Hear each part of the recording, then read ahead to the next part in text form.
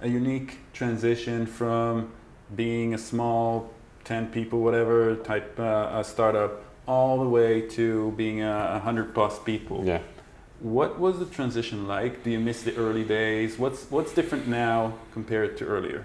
Yeah, you know, it was different. I think I'm trying to preserve the same unofficial, you know, channels, you know, communication, letting people free that they can communicate. And also, I of course demanded from my staff as well, the R&D and our product teams.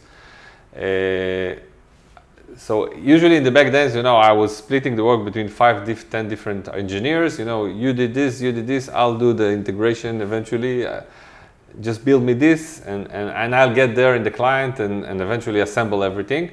Now, of course, we invested in the past 2 years a lot in the QA and automation, processes in R&D. I brought in a very veteran R&D manager. Lior is now putting the processes in place.